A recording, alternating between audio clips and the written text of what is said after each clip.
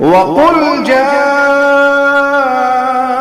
الْحَقُّ وَزَهَقَ الْبَاطِلُ إِنَّ الْبَاطِلَ كَانَ زَهُوقًا۔ الحمد للہ وکفا وسلام علی عبادہ الذین اصطفى، اما بعد، اللہم الہمنی رشدی واعذنی من شر نفسی۔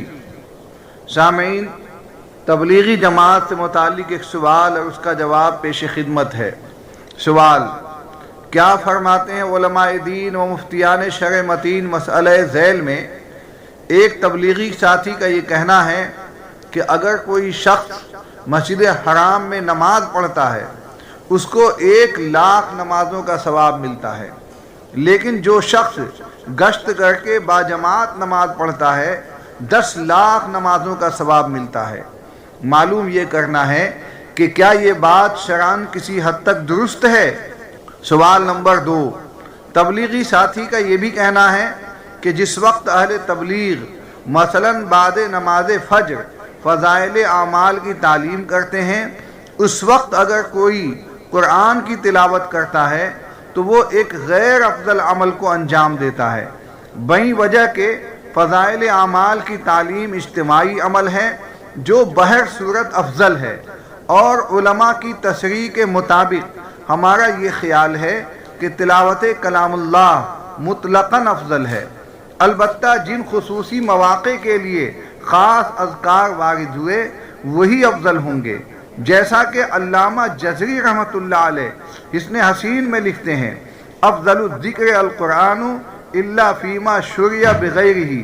قرآن و حدیث کی روشنی میں مدلل و مفصل جواب عنایت فرمائیں، مہربانی ہوگی۔ جواب: کسی عمل کی فضیلت اور ثواب کتنا ہے اس کا علم اللہ تعالیٰ کو ہے، اس لیے کسی عمل میں ثواب کی مقدار اور فضیلت بیان کرنا صاحب شریعت کا کام ہے۔ پس جس عمل کی فضیلت یا ثواب نص سے ثابت ہو تو وہ صحیح ہے۔ مثلاً خانہ کعبہ میں نماز ادا کرنا 1 رکعت 1,00,000 رکعت کے برابر ہے، یہ حدیث میں آیا ہے، اور گشت کر کے نماز پڑھنے سے 10,00,000 نمازوں کا ثواب ملتا ہے، اس کا کوئی ثبوت نہیں ہے، لہذا ایسی غیر ثابت بات نقل کرنے سے بھی بچنا چاہیے۔ دوسرے سوال کا جواب: اعمال صالحہ میں کون سا عمل افضل ہے اور کس کے لیے افضل ہے، اس کی تعیین شارع علیہ السلام کا حق ہے۔ کوئی انسان اپنی عقل اور قیاس سے افضل و مفضول کی تعیین نہیں کر سکتا۔ حدیث میں تلاوت قرآن کو افضل الذکر کہا گیا ہے، لہذا فضائل اعمال کی تعلیم کے مقابلے میں تلاوت قرآن کو غیر افضل کہنا غلط ہے۔ انفرادی عمل کرنے والا یکسوئی سے اپنے عمل میں مشغول رہے اور اجتماعی عمل والے اپنے عمل میں، کوئی کسی کے لیے باعث حرج اور تشویش و خلل کا موجب نہ بنے۔